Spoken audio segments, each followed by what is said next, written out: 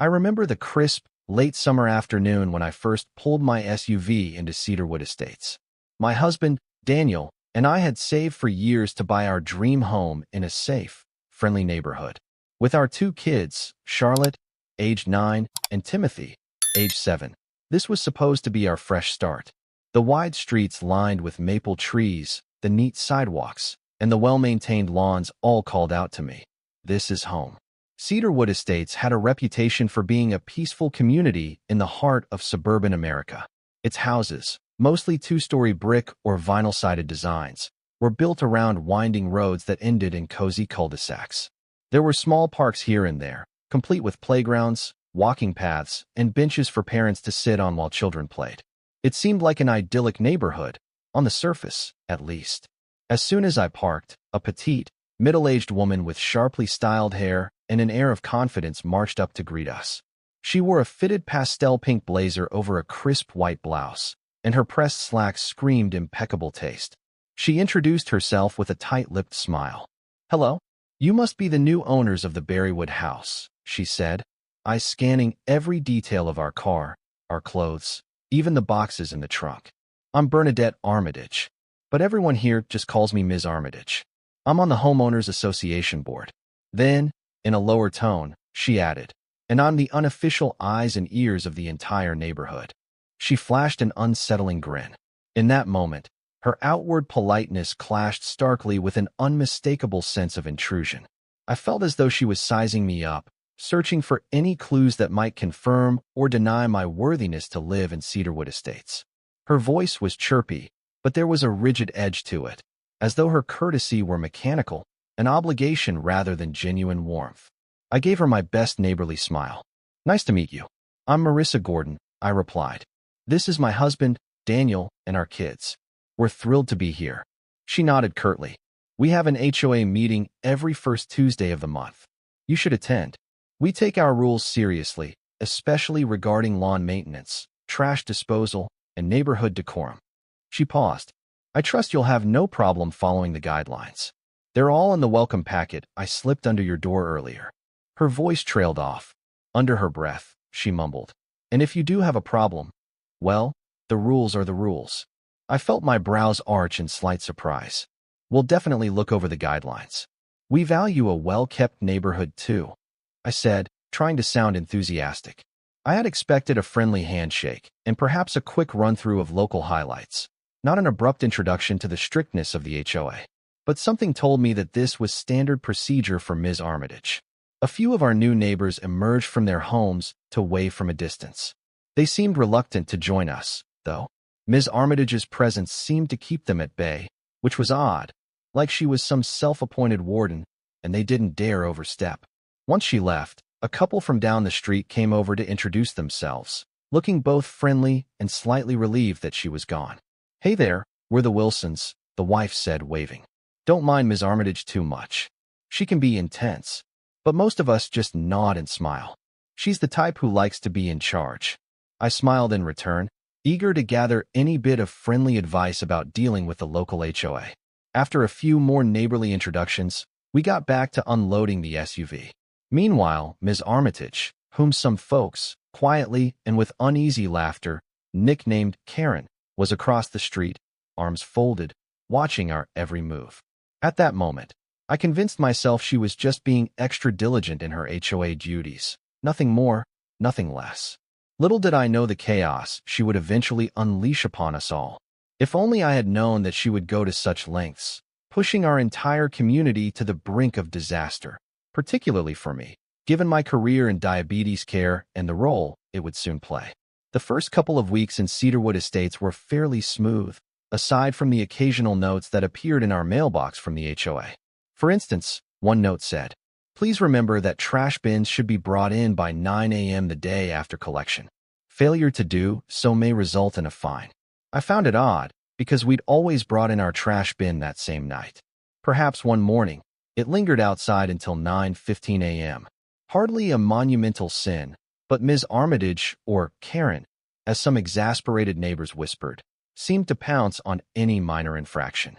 On another occasion, Daniel was restaining our backyard fence. Even though the fence was in decent condition, We wanted to freshen it up before winter. Right as he finished applying the final coat, Ms. Armitage materialized on the sidewalk, tapping her foot. "That color is slightly darker than the approved stain on record," she said coldly, arms crossed over her pink blazer. "You'll need to fill out a request form and pay a revision fee if you're going to deviate from the standard cedar tone. Next time, consult the HOA before changing anything visible from the street or adjacent properties." Daniel politely explained it was practically the same color, but she wasn't having it. "Next time, use the correct brand and shade listed in the guidelines. That's all," she declared with an air of finality, as though delivering a verdict. We tried to laugh it off. However, in the back of my mind, I was already wary. Although my husband remained calm and joked about the fence police, I felt uneasy. This woman was too vigilant, even by typical HOA standards. More unnerving was the way she'd show up at the slightest chance to scold us, almost as if she expected new residents to fail at following her rules. She took pleasure in corrections, handing out citations with the flourish of a petty tyrant. Yet life continued. My job as head of the Diabetes Care Division at the National Health Agency kept me busy, both at the office and traveling. My role often involved oversight of initiatives to increase insulin access across multiple states, coordinating with local hospitals, and shaping policy for emergency medical supplies. The irony that I lived in an HOA with an abnormally controlling woman was not lost on me. I was used to managing large-scale, high-stakes programs, but here I was, learning to navigate fence-stained drama at home. Cedarwood Estates itself, aside from the Karen factor, was wonderful. The neighbors, by and large, were warm and caring. There were occasional community potlucks, block parties, and kids' playdates. On weekends, Daniel and I took our children to the local park or strolled around the block, soaking in the suburban serenity. The only thorn in everyone's side was Ms. Armitage's rigid approach to the HOA. Some folks had accepted her attitude as a fixture. Others resented her with a quiet, simmering dislike, not daring to confront her openly for fear of retribution. As the weeks turned into a couple of months, I started hearing strange stories from neighbors about how Ms. Armitage had done more than just issue petty warnings. One neighbor, an elderly man named Mr. Reynolds, confided in me one afternoon while I was out for a jog. He was tending to his flower beds by the sidewalk and stopped me gently. "Marissa," he said softly, looking over his shoulder to ensure no one was eavesdropping. "I heard you're in healthcare, correct?" I nodded. "Yes, I am. I focus on diabetes care at the National Health Agency." He smiled warmly, though something in his eyes was troubled. "I might need your help. My grandson has type 1 diabetes, and he spends summers with me. You see, it's important he has a safe environment. Lately, I've heard from a friend in the next subdivision that the HOA here is, how do I put this, getting meddlesome with local medical supplies." I blinked in confusion. "Medical supplies?" He lowered his voice further, leaning in. "Yes. You see, the community had an arrangement with the local clinic. Since we have a fair number of older folks and a few children with diabetes, we keep emergency insulin kits at the community center for dire situations, hurricanes, big power outages, anything that might delay normal medical access. The rumor is that Ms. Armitage has been meddling with that arrangement. She's convinced we don't need the stash and has been in contact with the supply manager. She might even be trying to take over the entire system and possibly reduce or remove the stash." My stomach churned. "That doesn't make any sense," I whispered, truly baffled. "Having extra insulin on hand for emergencies is a good thing, especially if local laws or medical guidelines encourage it. Why would she want to remove it?" Mr. Reynolds shook his head. "I have no idea. She's always complaining about unnecessary costs to the HOA budget or exposure to legal liability. But from what I understand, the supply is a volunteer donation from local healthcare agencies. It barely impacts HOA funds except for minimal storage and oversight." I felt a surge of anger at the thought of an HOA official interfering in something so critical. "I'll look into this," I said firmly. "Thanks for letting me know." As I jogged away, my mind buzzed with questions. Why was Karen, Bernadette Armitage, trying to hamper something that seemed purely beneficial? Did she crave power so much that she saw the insulin supply arrangement as a threat to her control? Or was it just ignorance about the significance of insulin? My professional background made me acutely aware of how life-threatening even minor disruptions can be for diabetics. A few days later, I tried to follow up. I contacted the local clinic to see if there were any changes to the community's insulin stash arrangement. But the nurse on duty insisted that they were still working through the details with the HOA, and nothing was official yet. She seemed a bit guarded, which made me suspect that some behind-the-scenes conflict was indeed going on. Over the next several weeks, I became increasingly aware of Karen's intense desire for power in the neighborhood. She demanded more fines, more strict adherence to rules, some official, some that she seemed to invent. Word spread that she'd clashed with the local caretaker who oversaw the community clubhouse, which also housed a small fridge for medical supplies, including insulin.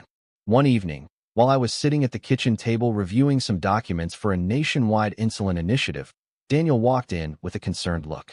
He set down a piece of paper on the table. It was a letter from the HOA that read, "Dear Mr. and Mrs. Gordon, we have been informed that you store certain medical supplies in your home that may be subject to special hazard considerations. Please be advised that any chemical or biological substances not used for personal, everyday medical treatment must be reported to the HOA for community safety compliance. Failure to do so can result in citations, fines, or further action." My jaw dropped. "They can't be serious," I muttered, scanning the letter again. "All I keep at home are standard medical training kits for my work. Nothing that requires hazard compliance." Daniel sighed. "I'm sorry you have to deal with this, Han. It seems personal. Perhaps they found out that you're an advocate for diabetes care and suspect you're storing insulin or other medications." I shook my head in disbelief. Even if I had insulin at home, that's perfectly legal and normal if someone in the household needs it. This letter is just intimidation. They want to scare us, or at least Ms. Armitage does. He nodded. "It might be worth letting them know you have none of the specialized materials they're implying. Maybe clarify it before it escalates." But the letter symbolized a bigger issue. Karen wanted absolute control, and she resented anyone who questioned her authority or threatened the tidy narrative she orchestrated for Cedarwood Estates. And if rumor had it that I was questioning her stance on the community insulin stash, well, that made me the next target. Sure enough, the next HOA meeting was a spectacle. Karen chaired it with a gavel in hand, banging it on the small wooden block to maintain order. A modest crowd of neighbors had gathered in the clubhouse. Several items on the agenda were standard fare, approvals for yard decor, budgeting for landscaping, etc. Then the topic of medical supply compliance arose. Karen's face lit up in a self-satisfied smile. "I have reason to believe," she began, raising her voice, "that certain residents are bringing in materials that pose a risk to others. To keep Cedarwood Estates safe, we must implement stricter guidelines regarding the storage of all medical substances, especially anything requiring refrigeration that could pose liability concerns. Therefore, I propose a new regulation." I swallowed, feeling a knot in my stomach. Karen's eyes flicked over to me. "Any and all medical substances stored in the community center must be disclosed to the HOA board, and we must have final say on how much is stored, where it's kept, and who is authorized to access it," she declared. Murmurs of confusion rippled through the room. A few older folks glanced nervously at me, as if to say, "Is she serious?" Mr. Reynolds raised his hand timidly. "But the insulin stash is crucial for emergencies," he ventured. "Some of us might need it, and if a disaster strikes, it could save a life." Karen responded with a dismissive wave. "We can discuss that arrangement. But for now, we need total oversight. The liability is too great if something goes wrong." She shot me a pointed glare. "We cannot have unauthorized medical operations here." The meeting ended without a conclusive vote, but Karen's message was clear. She intended to clamp down on the community insulin supply or anything else that might be stored for emergency medical reasons. And she specifically seemed intent on making an example out of me. I decided to play the long game. If I confronted Karen openly in front of everyone, she'd likely double down and claim that I was the troublemaker. Instead, I quietly began gathering information about her influence over the HOA board, her communications with the local clinic, and any shady steps she was taking to remove or sabotage the emergency insulin supply. I talked with neighbors who had type 1 or type 2 diabetes, or whose children did. Many confirmed that Karen had asked them intrusive questions, whether they had an official prescription, how they stored their medicine, if they planned to keep extra insulin around. A few said she made them feel guilty, insinuating that they were burdening the community with special needs. The more I heard, the more I realized this wasn't just about power for Karen. It was about controlling the narrative of Cedarwood Estates, pretending that everyone here was healthy and perfect, with no potential for inconvenient medical issues. She saw insulin as a sign of vulnerability that tarnished her curated image of a pristine, problem-free suburb. Soon, I managed to get a hold of some emails between Karen and the clinic coordinator. Nothing illegal, just printed copies that a concerned staffer shared with me. In them, Karen expressed her reluctance to continue storing insulin at the community center, citing budget constraints and risk of accidents. The staffer wrote back, repeatedly reminding her that insulin was a donated supply, posing minimal cost. But Karen remained obstinate. Those emails deepened my resolve. This woman's ignorance and arrogance were putting lives at risk. If a diabetic neighbor's supply were lost or ruined during a crisis, like a natural disaster or a power outage, that communal stash could be the difference between life and death. I decided that at the next HOA meeting, I would formally speak up, leveraging my expertise as the head of diabetes care at the National Health Agency. I might even bring official guidelines to prove how crucial such emergency stashes are. Before I got my chance to speak up publicly, though, Karen made a drastic move. One Sunday morning, I discovered a furious message from another neighbor, Tom Jacobs, in our shared neighborhood group chat, which Karen was not a part of. She preferred face-to-face confrontation or official letters, presumably to avoid leaving a written digital trail. Tom wrote, "Guys, check the community center fridge. Somebody messed with the insulin supply. I'm hearing the vials were removed or possibly destroyed. Please, if anyone knows something, speak up. My wife is type 1, and we rely on that stash as a backup in case of an emergency." My heart lurched. Destroyed? Who would do that? Why would anyone do that? I threw on a light jacket and raced to the community center, where a small crowd had already gathered. The caretaker, Ms. Freeman, stood near the open fridge. Inside, it was mostly empty. A few stray insulin pens remained, some scattered haphazardly on the shelf. The caretaker looked stricken. "I came in this morning," Ms. Freeman told us in a trembling voice, "and the lock on the fridge door was broken. Most of the vials are gone. The few that remain look tampered with. Their seals are broken." Tom seethed with anger. "This is insane. Who would stoop to messing with medication?" People speculated. Could it be a random act of vandalism? Did a drug thief mistakenly believe insulin was something valuable on the street? But the caretaker pointed out that nothing else of value was taken, nor was there other damage. This act seemed targeted. That was the morning I realized we had gone from petty neighborhood politics to something far more insidious. My instincts told me Karen was behind this. A rational part of me insisted I needed actual proof. But everything about this sabotage, someone specifically going after the insulin, leaving everything else intact, reeked of Karen's obsession with controlling the supply. I immediately dialed the local police department and filed a report. They came, took pictures, gathered statements, and promised to investigate. Still, the lead officer looked skeptical. "It might just be vandalism," he said, "but we'll see if any security cameras caught the perpetrator." We had a few cameras pointed at the community center entrances. I prayed they would show us who had entered that night. Over the next week, the caretaker Ms. Freeman and I worked closely with the local police. I used every resource available to me, calling in contacts from the health sector to highlight how serious this incident was.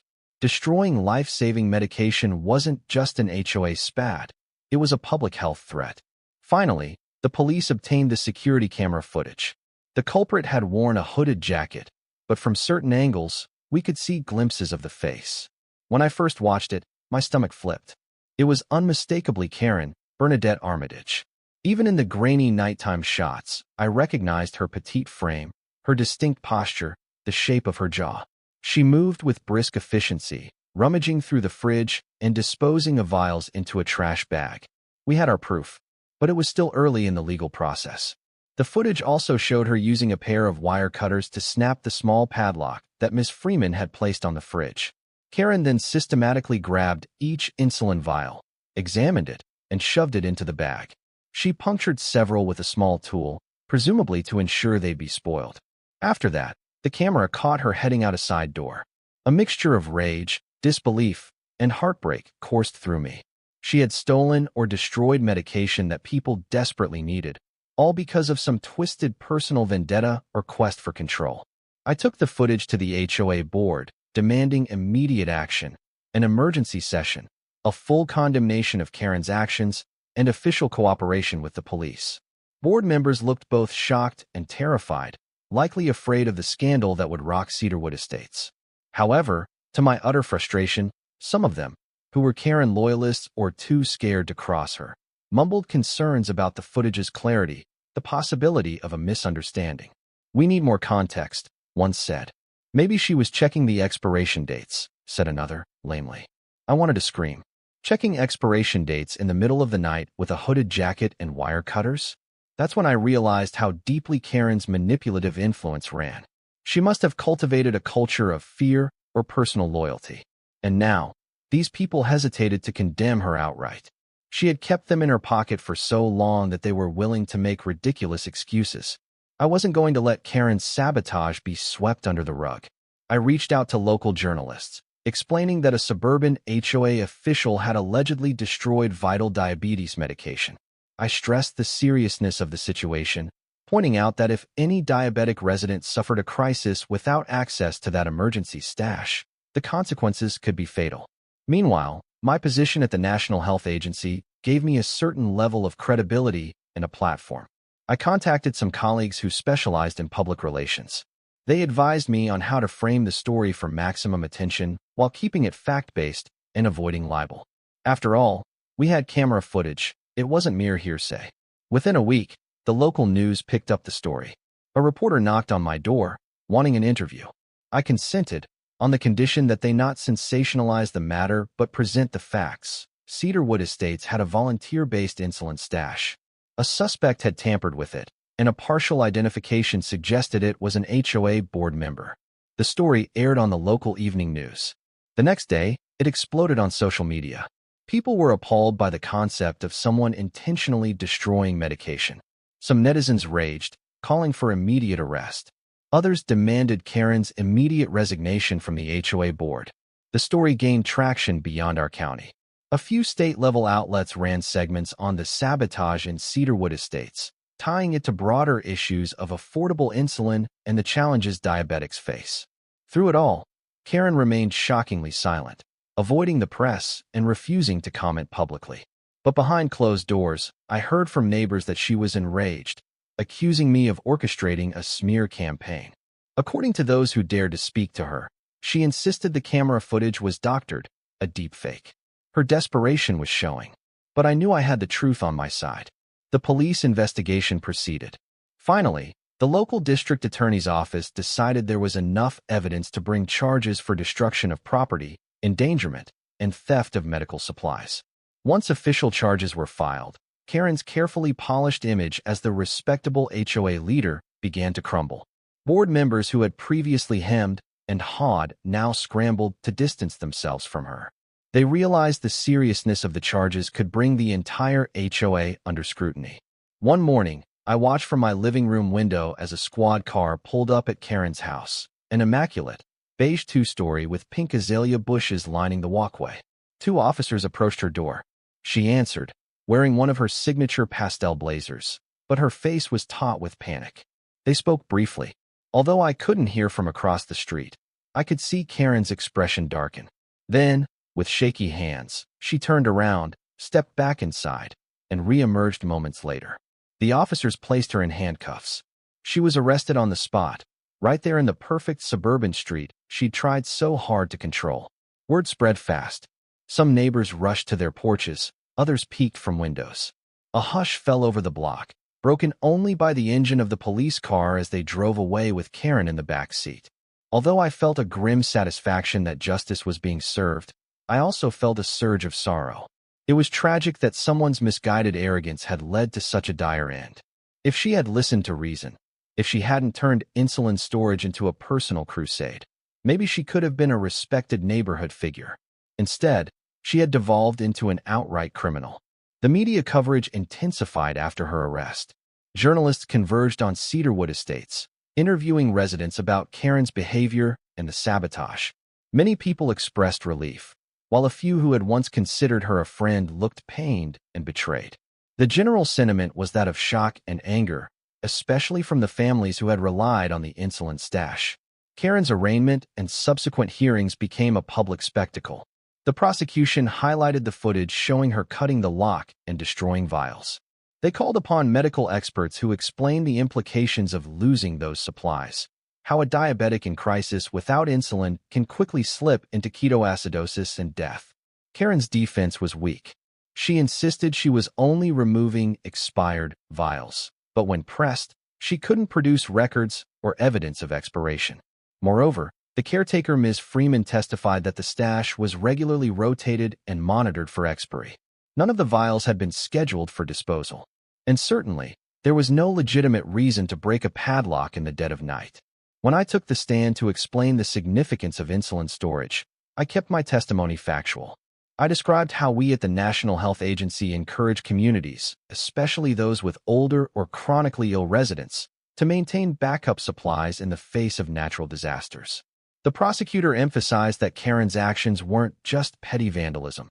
They posed a life-threatening risk to real people. Perhaps the most damning evidence was a trove of emails and texts uncovered by a forensics team from Karen's computer.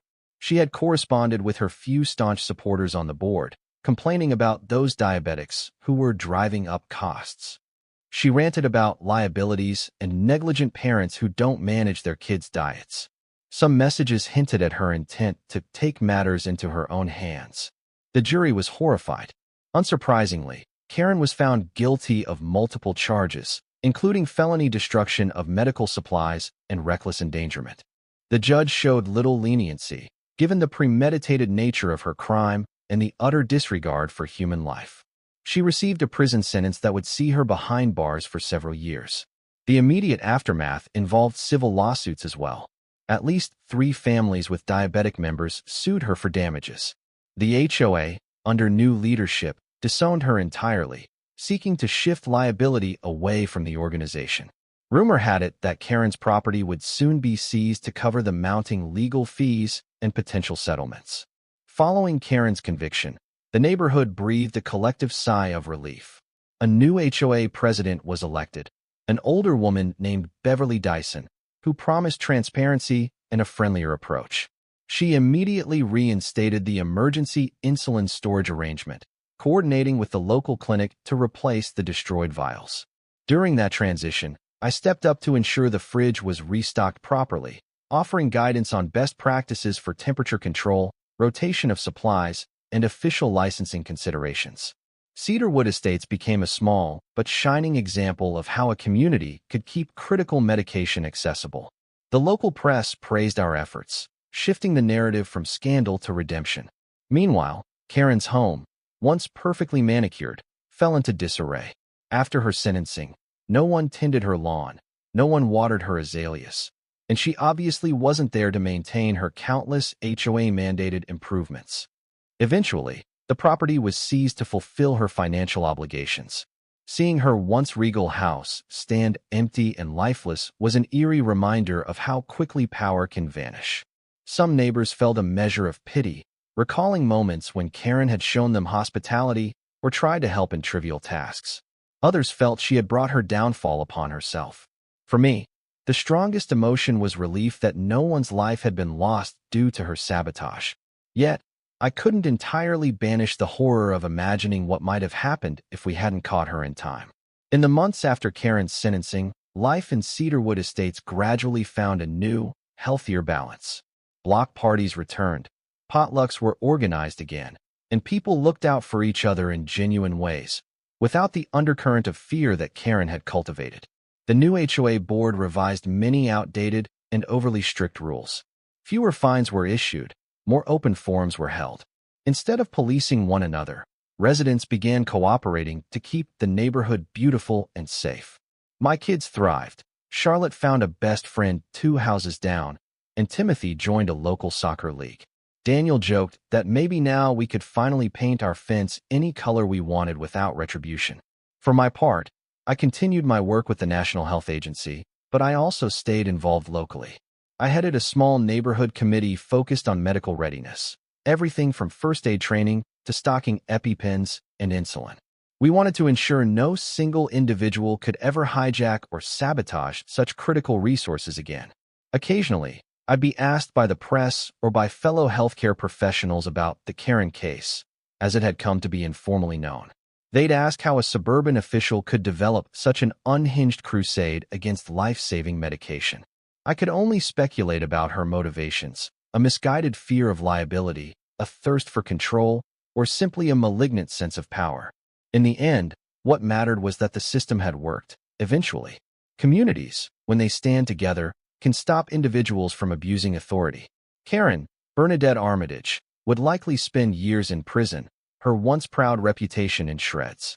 The courts also approved the seizure of her property to partially repay the debts she owed to the families she harmed, as well as to reimburse the local clinic for the lost supplies. Whenever I drove by her old house, I couldn't help but reflect on how quickly a seemingly polite, self-assured neighbor could turn into a menace. Yet, our neighborhood emerged stronger. We learned that vigilance and compassion, combined with the willingness to speak up, can thwart even the most determined saboteur. And for the diabetic residents who once feared for their safety, they now had a robust system of support in place, because we refused to let Karen's dark intentions triumph.